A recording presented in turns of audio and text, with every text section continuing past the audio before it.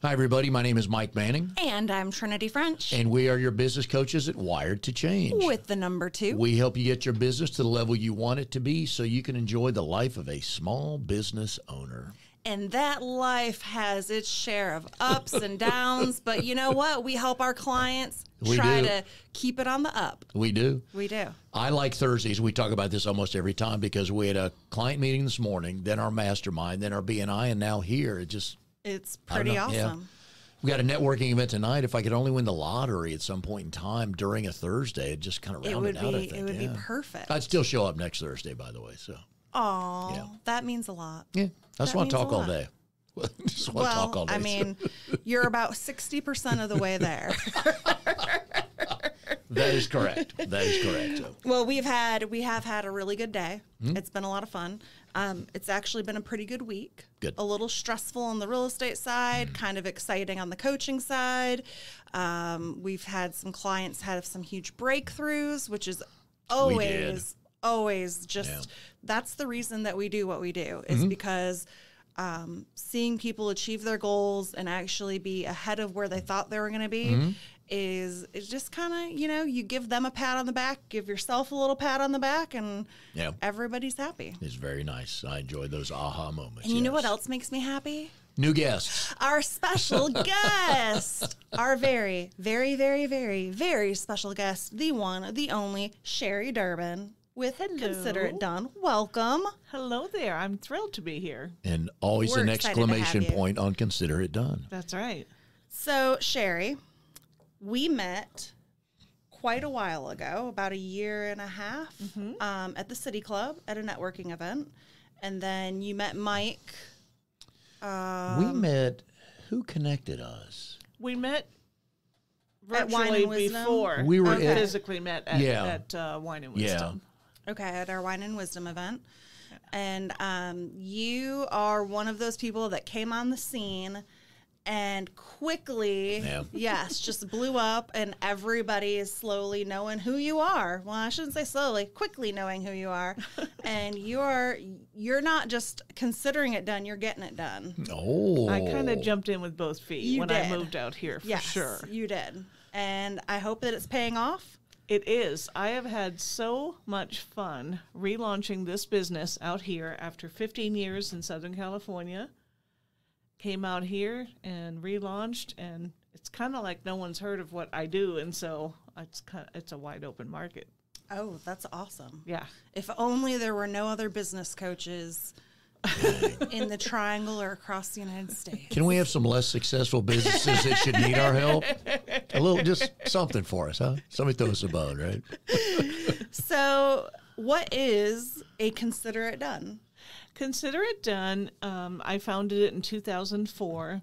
I wanted to start a business, a service business, and I thought, what do people need? And of course, it's very busy out in Southern California. And I thought people need time. And I started researching the concierge errand industry and found out that, there's a need for this. People need to outsource without wanting to hire a full-time personal assistant. Right. So that's kind of the idea, is a la carte. Your company offers services for people to maximize their time and get a good return on investment on their money by having your team run errands, do projects for them, all sorts of different stuff, so that way they can focus on what's making them money. Absolutely. And that's what any business owner should be doing. You need to be focusing on your business and not taking 2 hours out of your day to take the dog to the vet. Yep. You need to be doing the things you love doing and what makes you money. And I think a lot of times, especially women business owners, have this list going in their head of the dry cleaning needs to be picked up, and the dog needs to go to the groomer, and the car oil light came on, and there's laundry piling up, and all those things that sort of keep them from being focused. Yeah, not everybody has a Scott at home like I do. That's true. And when you and I were talking the other day about this, you said it's harder for women to delegate. Way harder. In the years I've been doing this, men sort of just give us their list and say, here, do this. And women just sort of come up with, there's 3 main reasons I've come up with why busy women who need help and acknowledge they need help resist delegating. So there's 3 reasons. Would you like to know? Absolutely. Okay. The number one reason, well, let me ask you, why do you think people, or women mostly, resist delegating? I think that there is a stigma attached with the woman that gets it all done. And I don't know what you would actually call that, but, you know, there's you need to keep your house clean, you need to be able to do all these things, the working mom. And I think that outsourcing parts of that is, you know, they think that they're going to be frowned upon. It's like when I hire my housekeeper and people are like, you have a housekeeper? And I'm like, yeah, well, I don't right now, but because we fired her, but we will again soon, which Scott will be happy to hear because he's been. Now, if I may, I love doing podcasts because we know what interstate we're starting on, and we just don't know what exit we're going to get off of. We're about to get off an exit here. We'll get back on the interstate in a second. Okay. When you had your cleaning lady, did you clean the night before she came so she wouldn't think you were such a whatever, or did you just? I would clean up and declutter. I wouldn't necessarily clean. You didn't clean the toilet, but you picked up the house. Oh, yes, for sure. And it was actually the impetus for me to pick up the house because I knew that the cleaning person was coming and that they was her needed job. to be able to clean. You were paying her to do that, right? Yet you did it. Well, I'm not paying them to like pick my clothes up because my room literally looks like a 14-year-old's because there's clothes everywhere and laundry baskets full of laundry. And people are like, you've got it all together. I'm like, no, just come in my bedroom for 2 seconds and you'll see what the inside of my mind looks like. And there's the phrase right there. You've got it all together. Yeah. And you're absolutely right about the reason for the not wanting to delegate. It's the guilt, the mom guilt. And my company, we are here to give you a hall pass on the guilt because, first of all, you don't know what other people are outsourcing that look like they've got it all together. Oh, yeah. And secondly, this idea that, well, my mom did it all and these other people are doing it all, I should be doing it all, it burns you out. Nobody can do it all. Right. And nor should you. So we kind of want to give people a hall pass for that. Just let it go. It's okay to, and you know, keep the stuff you like doing. Some people love folding laundry. Okay, so keep that. Ugh. Just the stuff you hate. Our biggest requests are meal prep, laundry, and store returns. Yeah. People hate doing store returns. The stuff sits in their car for 6 months. So that is one of the reasons, the guilt. Yep. The number one reason usually is I can't afford it. I cannot afford to pay someone to do the things I can do myself. But you have to look at what is it costing you by not delegating. There's a wonderful quote by Henry David Thoreau from the 1800s. This was a young man who died at 44. So he died young, but he understood the value of time. The quote is, "The cost of anything is the amount of life you exchange for it." And I just think that's very profound because we can all make more money. None of us can make more time. Yep. That is true. So I can't afford it, you know, you're spending your time trying to do these non-essential tasks that could be outsourced. And then you could have that freedom and that peace of mind of being able to focus on your business or your family, you know, and fun. So I would have gotten 2 out of 3. The guilt, it would have taken me a while to get there, but the control and the money, I'd have gotten. Yeah. The third one is control. Yeah. No one's going to do it the way I do. No. I had a friend who, her kids were teenagers and she was still making their beds every day. And I said, "You've got to be joking me." She said, "Well, they don't do it right." I said, "So spend a morning. Teach them. And teach them how to do it right. Because you're not doing them a service by doing everything for them." Well, you know how you get there. You know how to get them to make a bed better, right? Take their phone away. There you go. There you go. Yeah. But they're not going to do it right. You know, this is not brain surgery. Well, the bed checking monster isn't going to come in and be mad because the bed isn't made. But it's a control issue. Yeah. I lack trust in the ability of others. You know, I can't trust them in my home and that kind of thing. Well, you need to do your research. You need to partner up with a company, whether you're outsourcing a plumber, a gardener, personal assistance company, anything, and do your homework. Make sure they're bonded and insured. Make sure they're crossing the T's and dotting the I's, and documenting and, you know, doing all the things you're supposed to do as a These are the same people that go to a restaurant and I'm your server and you hand me your credit card and I walk out of your line of sight with your credit card, yet you're not going to let somebody come in your house and clean up. So, again, they're a little different, but the consistencies of, well, I don't trust that, but here, take my card, I'll pay, you know. Stuff like that. But I would like to be that woman's husband because he probably doesn't do any kitchen work. He doesn't do anything around the house because he probably can't do it right. And he's like, sorry, hon, I tried. She's also, on the other hand, complaining, nobody helps me around here. Sure. But, well, how can we help you if you keep saying we're not doing it right? So, you know, you got to let go a little bit of that.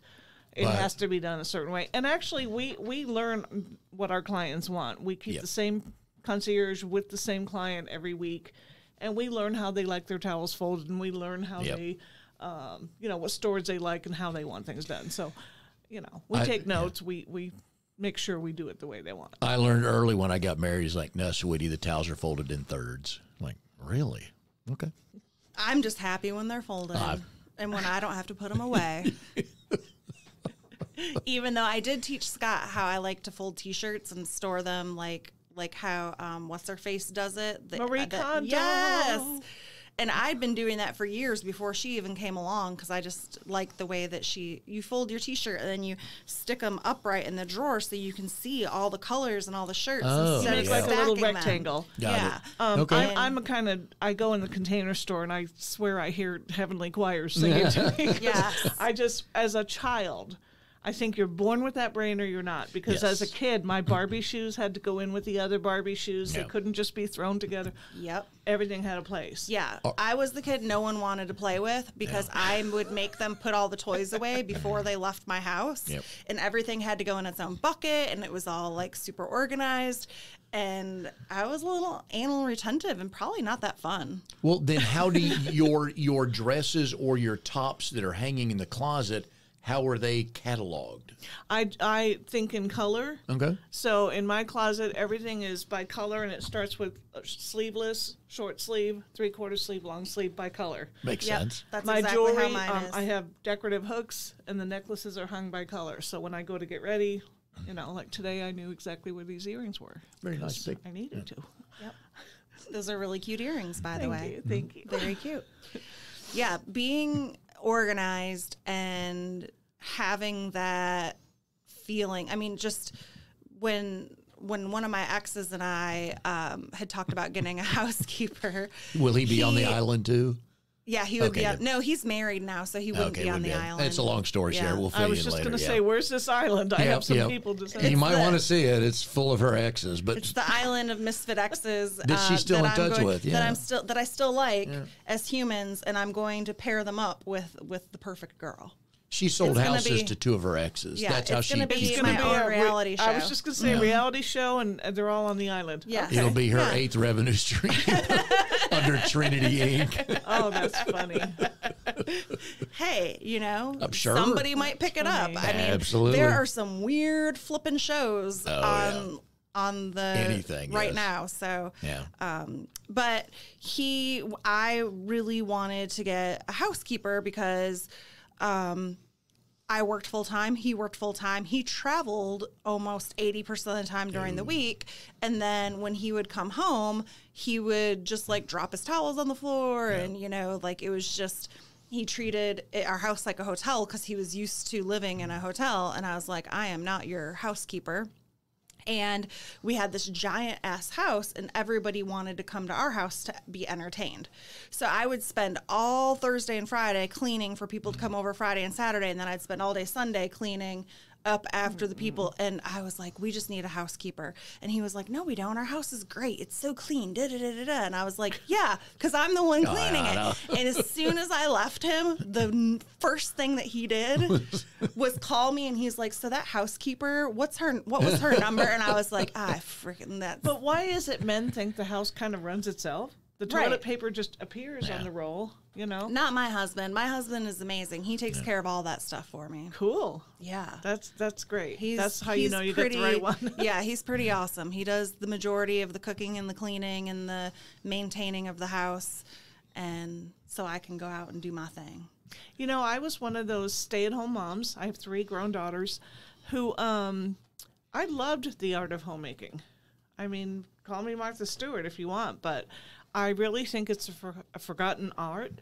And I just thought, I've got to turn this into a business because we want people, our clients, to feel like we are taking care of their home the way they would if they only had the time and could be home. And I don't know, it's just like a good feeling to be able to do that. But, I mean, we do business stuff too, but I'd say mostly residential. Yeah. Well, and that's usually the first thing to get ignored because it's not urgent until you no longer have any clothes left and now you're staying up until 4 o'clock in the morning doing laundry because you got to go to work the next day. Or it's 5 o'clock and you had the groceries delivered, but Instacart's not going to put them away, organize the pantry, and chop up the vegetables, are they? So, and you know, kids home now with COVID, homeschooling, it's more pressure. And even if you're home more, that doesn't mean, I think women just look around and see everything that's not done.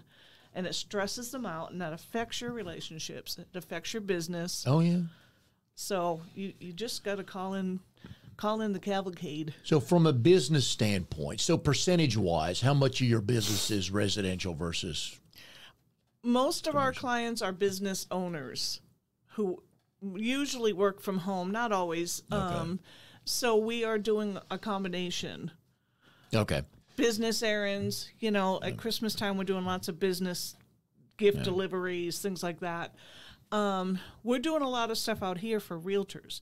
I've never met so many realtors in my life until I moved to Raleigh. Whew.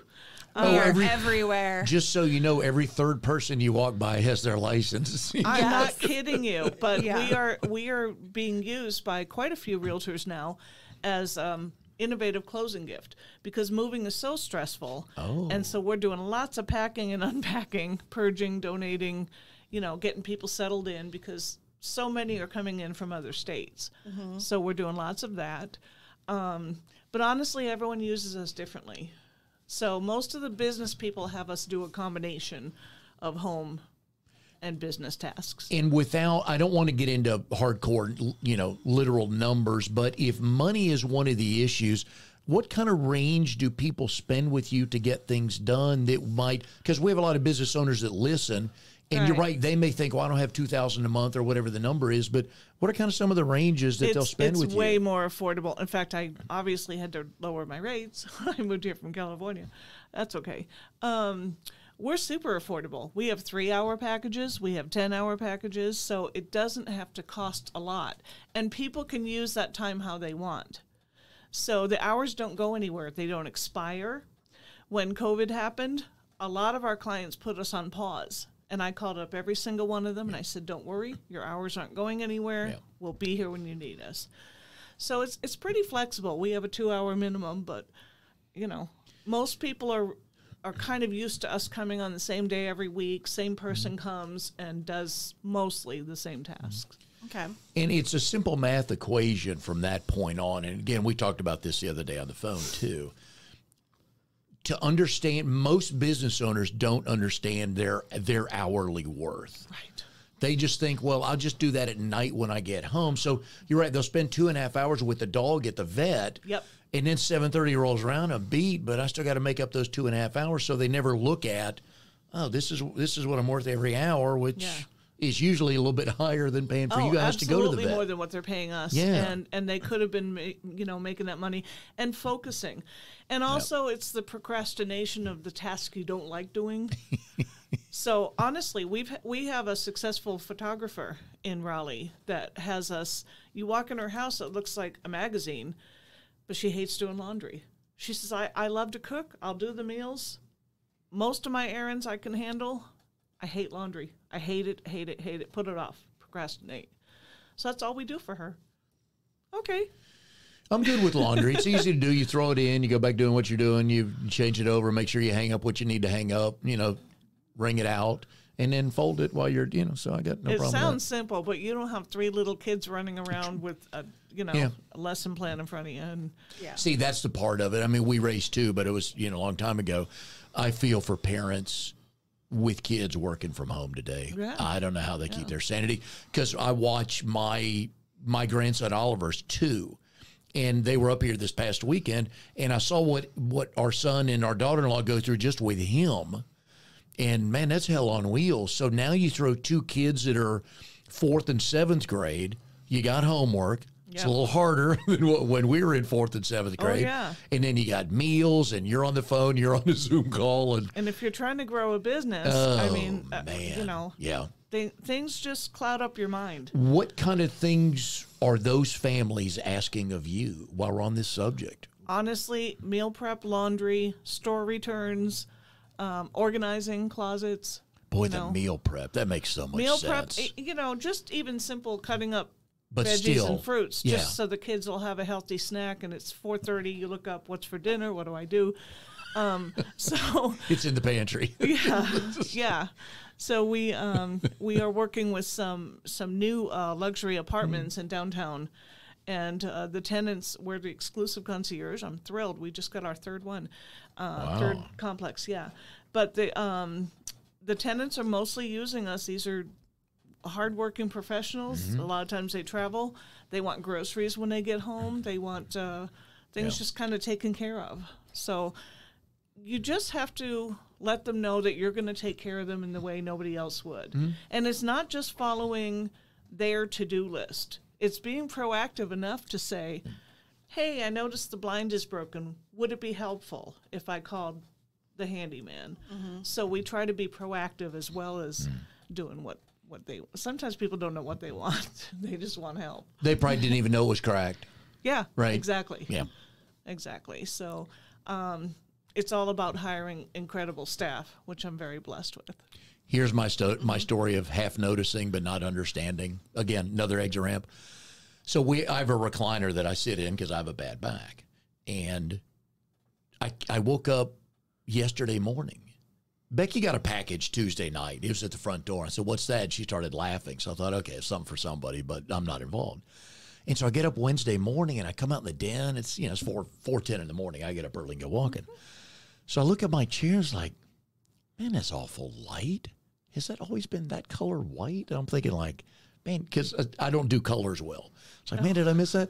And so Becky wakes up about 7, and she comes out. She goes, how do you like your chair? I said, thank you. I thought there was something different. What she got in the box was a cover for it. Oh, that's so funny. Because it went from, what's the color around here? Almost like a gray. Maybe like this, I think, to more almost white. But it's like, I walked out, I'm like, something's different. Like, at least I paid attention on that, so I saved myself, so I won one. At least you noticed that. I know. This is so embarrassing. I came home one day from work, being out with a client, and Scott's like, so? And I was like, I hate what? Those. Yeah. What? And he's like, don't you notice anything different? And I was like, and I'm looking around the house, and I'm like, oh, shit. Yep. What am I not noticing? Welcome to the husband world. I was like, what did he do? What am I not noticing? He did something great. He had shaved his beard off. And I did not notice that he shaved his whole face. Wow. I know. And I felt like such an asshole. But what was on your mind? See, you had other stuff. Like a new flat screen or something. Yeah, I was thinking, he'd done something in the house or he'd, I'm looking at the kitchen. I was like, what did he do? No, I meant what was on your mind that was keeping you from being able to hone in on, you know what I mean? You probably had 100 things going on in your mind. I'm sure that I was sure that I had just come in and I was probably thinking about work or something. And now, here's a question for you, and I know you won't have the answer, but if he hadn't said anything, how long do you think that would have gone on for you to notice? I don't know. Hopefully when you went to kiss him, because you came in the door and kissed him, right? No. Okay. I came in and he was standing in the kitchen and I was on the other side of the Like a proud peacock, wasn't he? Yes, he was like, do you notice anything different? I was like, no. And then the panic set in because I was like, I'm supposed to be noticing something, but yeah. Oh, yeah. So we had a good laugh over that. The fact that I didn't realize his face looked completely different. Oh, Becky Did came. he grow it back now? No, he had agreed to shave it off for our anniversary, and he's going to stay clean shaven for a while because I prefer the clean shaven face. But the beard grew on me. Not really on me, but like the beard Near her, yes. Grew on me. I really started to I guess become accustomed to it, and I like Mike's beard that he's grown Thank a you. lot. Yeah. Yeah, Becky's good with it. She hadn't said shave it, so. All right. Yeah. So, I mean, I guess... So back on the interstate. So go back ahead on the again. We interstate. take exit ramps. Our philosophy is just that, and the older I get, the more I recognize it, obviously, time is so precious. Oh, yeah. You blink and your kids are in 8th grade, and it's like, what happened? So just don't clutter your mind up with all those little nickety things. You know, it's a different world. I was very fortunate to stay home with my kids, and I loved every minute of it. But I remember one year, I drove 5 times a day that year because they were in 3 different schools. You know, You were basically a chauffeur. I was a chauffeur. Yeah. Lots of reading in between in the car. So, But that's where you wanted to spend your time. that's where I wanted to be, and I Right. loved doing it. Yep. So when I thought about a business, I thought, I can turn this into a business. So what kind of errands do you run for the business itself? Not necessarily the owner, but for the business. Lots of filing and paperwork management. We're not really virtual assistants. Some of my staff members are better than others at techie stuff. Just lots of go to Staples, go to the post office, go to UPS, deliver Christmas gifts, those kind of things. Yeah. Makes sense. Yeah. So, from a business perspective, what would you say has been your greatest accomplishment as a business owner? I think for out here, making people aware that there's a company like this. It's pretty much a wide open market out here. It's so much more common in the culture in Southern California and New York, places like that, to delegate and outsource. It's just not a big deal. Yep. I don't even use the word concierge as much out here. I say personal assistants. We don't know what that word means here in the South. You We're North not Carolinians as are do-it-yourselfers.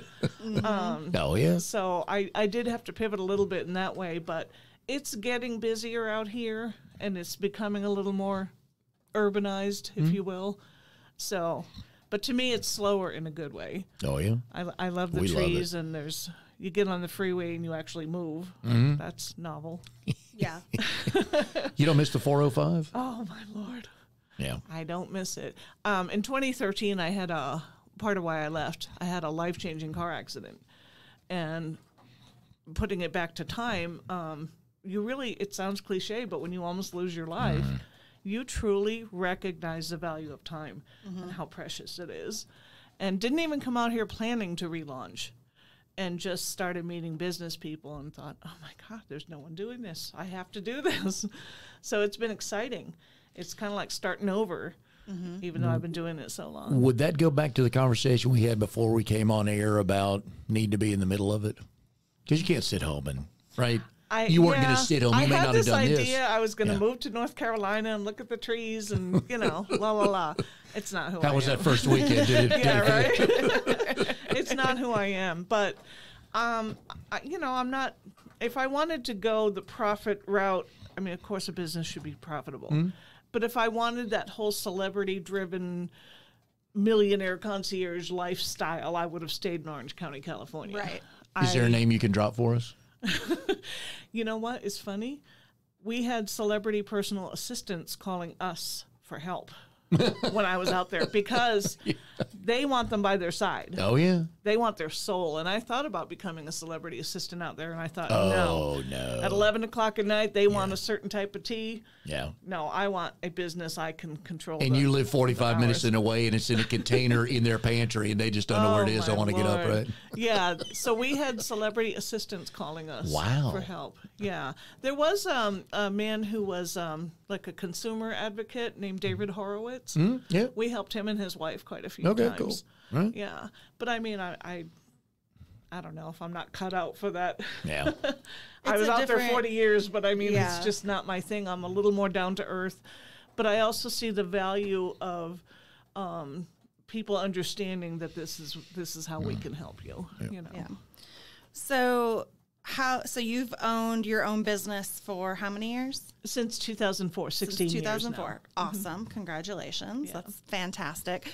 What would be the top 3 things that you've learned along the way, or tips that you have for other people that are in their, earlier, more formative years of their business?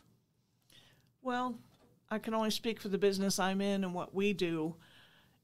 If you're not listening to your clients and truly making them feel like nobody will take care of me the way you do, you're not going to have a good quality client base. You're just not. Personalize the service, customize it, follow up with people, write handwritten cards when you can.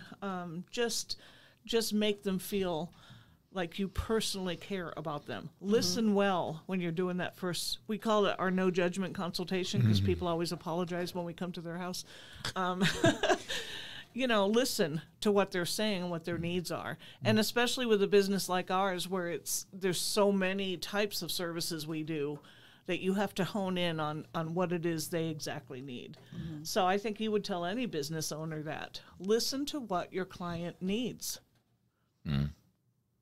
It sounds so really basic, but people don't always really do good it. Advice. No, they do not. And sometimes people forget or they need to go back and revisit it, which is why we're so adamant about people revisiting their marketing plan and, reviewing who their ideal client is and what that ideal client wants and what they need, because you can get distracted by shiny things. You can get distracted by the one squeaky wheel and start changing processes and systems for one person when it wasn't broken to begin with. It was just a one-off.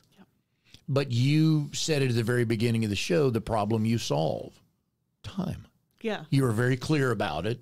Well, we solved the problem of time, but I don't consider it I sell time. I look at it, I sell freedom.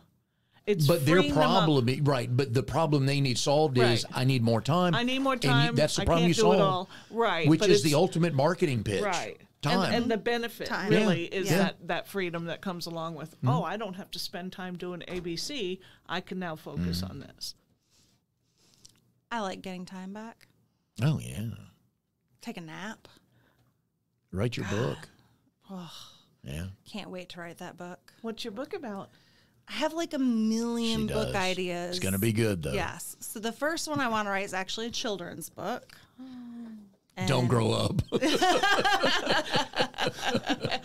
a scam. I've had this idea for this children's book for a really long time, and eventually that one will get written. And then I definitely think that Mike and I should write a book on networking because we're pretty freaking good at it. We are. You are, and I only went to one or two, but the Wine and Wisdom was what a great vibe it was. Yeah. You made everybody feel so comfortable. It did not feel like a forced, rigid group. Yeah, but it was educational. Yeah. Because you're there to meet people. Right. We're all there to meet people because we're all there to make money. Yes. Everything I do is relationship based. In fact, when COVID hit, what I had done I opened in May of 19. From May to about March, I was just nonstop networking, forming relationships, talking to people, following up. That's what got me through those first few months of COVID. It's just those relationships that I had formed. And I really did jump in with both feet out here. I maybe more than the last couple of years I was in California. I think subconsciously I wanted out of California. And I look back now, and after the accident, I think, well, I spent 2 years recovering. So I think I did want out and didn't recognize that until I got out here and went, I want it out of there. It's like a big relief. It's a big life change to make when you're in the 60s. Oh, yeah. And our mastermind group today, this week, was on intentional networking. Yes. And again, it was you're going to this event. How are you going to build the relationships? Yeah. What do you say? What's one of the first things you say? How do you approach it? What's the follow-up? And it's all people by people. Yep. That's because there's not many of you. God, there's 7,000 of her. and at least 100 of us. Yeah. I'm Just in the I'm always the triangle. only concierge category out here. There's like a Makes me couple laugh. of you, right? Not But there's many. what's going to separate you from everybody else? Well, I know her. Are we the best coaches in the free world? Probably not. But the people that are with us, like, damn, they're helping us. Yeah. What else? I think when you know your brand and what you stand for, and I'm not trying to franchise and take over the world and put a Consider It Done in every town. That's not who I am. I want to stay local, service-based. Really, I'm an offline business in an online world. So I've had to sort of embrace technology, maybe a little reluctantly, but that's okay. I still write a lot of things in a book. I do. I have a date book, big old heavy date book. Wow. And I like that. I would be terrified that I would lose it. But Everything see, goes in my phone. I don't know. Yeah. I'll use technology. I'll use the phone. When I started out, there was you didn't have to have social media. You barely had to have a website. And now that's how we're getting found. Oh, yeah. So am I asking every single client who's happy, would you give us a review? We have over 40 5-star reviews now on Google in 1 year because I'm asking for it. You have to know how to ask. That's Trinity preaches that to people. Amen. Yep. Yes. Well, on that note, you know who would like a review? Who? I think Wired to Change. This podcast could totally use a review. So if you're still listening and you've enjoyed us, get out there, pull out that trigger finger, and give us a 5-star review. Yeah. We are rolling out a new program. It's called First Impressions, and it's your elevator pitch. Wow. More people spend 28 to the 30 seconds telling us what. We know what when you stood up, gave your name and company. Now tell us the why and the how. So we are working with folks. $99. It's an easy program, folks. We guarantee very few things. We guarantee you will be better after this. So please go to our website, check that out. We can do it virtually. You can live anywhere you want to, but you need help on your 30-second.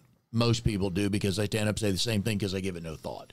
So That's a great thing to offer. Yep. And it's affordable. Oh, yeah. We just have your listeners, call us. We have great specials, even on the website, but we'll make it within your budget. We'll always honor your budget. So that's a good way to do business. Make some programs that people of different income levels can afford. Again, solving the problem. I got this amount of money, but I need this done. And okay, we got a package for it. So Yes. Yeah. Time. If you want time back, folks, because you can't make it. Oh, yeah, I'll just stay up later. That's not adding time. Nope. No, you need to sleep. Because eventually you'll be sticking in the hospital. So. That's right. But folks can go to consideritdoneasap.com. What other ways can they find you guys? They can Google us. They can find us on Facebook. We're on Instagram. Does somebody do that for you? Give me you? a jingle. No. Do you do that? I good do on my you. own social media. There you go. Although we're getting very busy. Yeah. So Michelle Duffinger is going to be good. getting a call pretty soon. There you go. Yep. Excellent. Well, we have absolutely enjoyed getting to know you better and having you here with us. We appreciate it. And we appreciate you, our listeners, and we can't wait to see you next time on our Wired to Change podcast. Thank you, guys.